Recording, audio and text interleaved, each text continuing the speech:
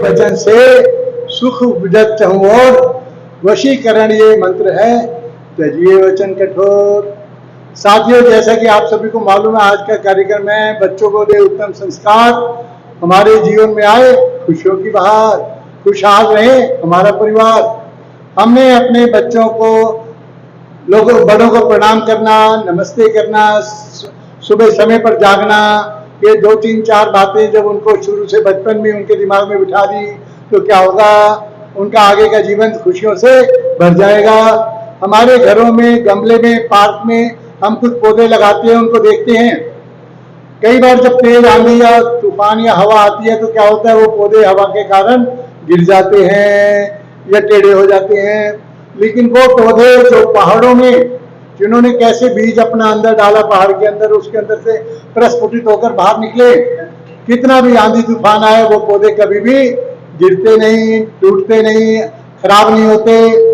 बचपन में आए हुए हमारे बच्चों के अच्छे संस्कार जीवन भर बने रहते हैं। हम अपने बच्चों को बचपन में उनका थोड़ा ध्यान दें तो इससे क्या होगा, उनका भावी जीवन सुखी एवं समृद्ध होगा, खुशियों से भर जाएगा, लोगों के आशीर्वाद मिलेंगे और परिवार में खुशियां ही खुशियां आ जाएंगी। इस विषय में आज की हमारी मुख्य अतिथि बहन मीनाक्षी जी बोलेंगी। मैं आपको एक और बात बताना चाहता हूं जो आजकल सोशल मीडिया पर, फेसबुक पर, अखबारों में छाई हुई है। भारत विश्व गुरु कब बनेगा? मैं आपसे एक बड़े गर्व से हमारे परिवार के मन से एक बात कहना चाहता हूं, भारत विश्व गुरु रहा है। यूनान, मिस्र, रोमा मिट गए जहां से, कुछ बात है कि हस्ती मिटती नहीं हमारी। सदियों रहा है रोशन, सहले जमा हमारा, सारे जहां से अच्छा दोस्त हमारा। यूनान, मिस्र, रोम, इन तीनों की सभ्यता हम पढ़ते हैं अपनी हिस्ट्री की बुक में। ये तीनों देश आज कहीं भी नहीं है, लेकिन सिंधु घाटी की सभ्यता, हिंदुस्तान की सभ्यता, भारतवर्ष की सभ्यता आज अपने चरम उत्कर्ष पर है। इसका कारण क्या है? हमारी सनातन संस्कृति। हमारी संस्कृति का क्या संदेश है? सबसे पहले सर्वे भवन्तु सुखिनः, सर्वे सन्तु निरामये, सबका भला हो। हमारा धर्म एक ऐसा धर्म है जिसकी अच्छी सोच के कारण, व्यापक नजरिए के कारण आज पूरा विश्व सनातन की ओर बड़ी तेजी से बढ़ रहा है। भगवान राम का आदर्श, माता पिता की सेवा, भाइयों का प्यार, पति पत्नी में एक अविस्मरणीय त्याग, प्रजा और राजा का संबंध आज पूरे विश्व में बड़ी चर्चा का विषय है। आज यूरोप बेशक भौतिक वस्तुओं में अपने आप को आगे बढ़ गया है, लेकिन बताते हैं कि यूरोप में, अमेरिका में, अन्य यूरोपीय बड़े देशों में करोड़ों लोग ऐसे हैं जो प्रतिदिन रात को नींद की गोली लेकर सोते हैं, उन्हें नींद नहीं आती। हमारी संस्कृति में क्या था? त्याग। हमने देखा हमारे सामने भगवान श्री कृष्ण ने गीता का उपदेश कहा दिया हम सभी को। युद्ध के मैदान में कहते हैं ना, हमें धर्म कर्म करना चाहिए, कहीं मंदिर में बैठकर, कहीं पहाड़ों पर जाकर, कहीं गुफा में जाकर ध्यान करना चाहिए। लेकिन हमारे जो भगवान श्री कृष्ण वो कहाँ उपदेश देते हैं? युद्ध के मैदान में अर्जुन को क्या कहते हैं? ये जीवन 2 दिन का है, अपने धर्म की रक्षा के लिए युद्ध कर, या तो तू मारा जाएगा या कीर्ति को प्राप्त होगा। तू क्षत्रिय है, अपने धर्म का पालन कर। इसके बाद हम क्या देखते हैं? भगवान महावीर, भगवान बुद्ध, कौन है ये राजा है, राजकुमार है, इनके बहुत बड़ा राज्य है, हर तरह की संपन्नता है, हर तरह की खुशियां हैं। लेकिन इनके मन में क्या था? ये सभी चीजें एक दिन छूट जाने वाली है। ये जीवन हमारा जो मानव शरीर ही जो हमेशा रहने वाला नहीं है, तो हमारी राज्य और संसाधन, पिता पुत्र भाई बहन, ये संबंध तो अपने आप हमारे कैसे हैं? क्षण भंगुर, नष्ट होने वाले। भगवान महावीर अपना पूरा राजपाट अपनी इच्छा से त्याग कर कहाँ चले गए? वनों में।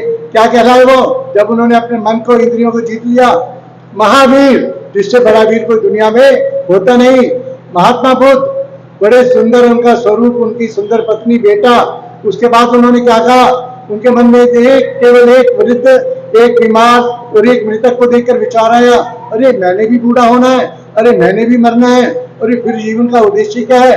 क्या करने आए हैं इस जीवन में?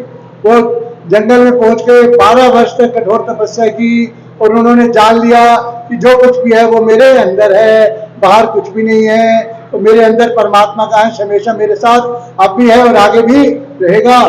आज हमारी सनातन संस्कृति जो केवल त्याग और बलिदान का संदेश देती है, हमारे पड़ोस में एक हमारा मुल्क है जिसका नाम मैं नहीं लूंगा, आप सब समझ जाएंगे। वो हमारे साथ ही आजाद हुआ था, लेकिन उसने घृणा की संस्कृति अपनाई। भारत हमारा दुश्मन है, उसने कई बार भारत पर आक्रमण किया, हमेशा मुंह की खाई। आज उसकी क्या हालत है? मैं कल वीडियो देख रहा था, अनेकों पाकिस्तान के रहने वाले लोग क्या बता रहे हैं, अरे पाकिस्तानियों, मोदी जी से कुछ सीखो, वहां के भारतवासियों से कुछ सीखो जो हमेशा प्यार और उसका प्रेम और सहयोग का संदेश देते हैं। आज भारतवर्ष अपने चरम पर पहुंचने जा रहा है और पाकिस्तान बीच का कटोरा लेकर पूरी दुनिया में भिखारी बनकर घूम रहा है। कारण क्या है? उसकी सोच क्या थी? गुंडों वाली, और जिसकी सोच रही थी क्षणिक सोच, तुच्छ सोच। और हिंदुस्तान ने कई 1971 में उसको पराजित किया, 90,000 सैनिक उनके बंदी बनाए, और जब उन्होंने दया याचना की तो उसको छोड़ दिया, जा दोबारा से मत करना। लेकिन वो अपनी शरारतों से बाज नहीं आ रहा। आज पूरा भारतवर्ष उसकी शरारतों को समझ चुका है।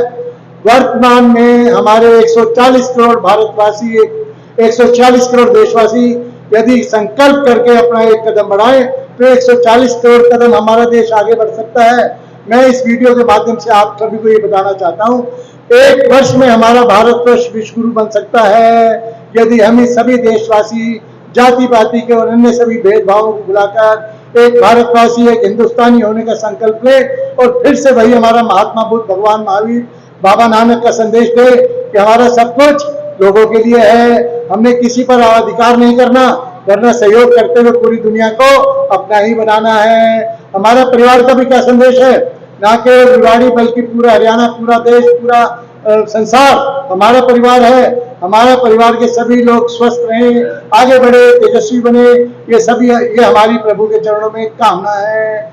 आज के इस मुबारक दिन पर मैं प्रभु से प्रार्थना करता हूँ पूरी दुनिया में सभी लोग सुख शांति से रहें, सब जगह अमन और चैन हो, और हमारे एक परिवार की तरह पूरा संसार एकजुट होकर रहे और भारतवर्ष फिर से विश्व गुरु के आसन पर विराजमान हो। मिलकर बोलेंगे भारत माता की जय।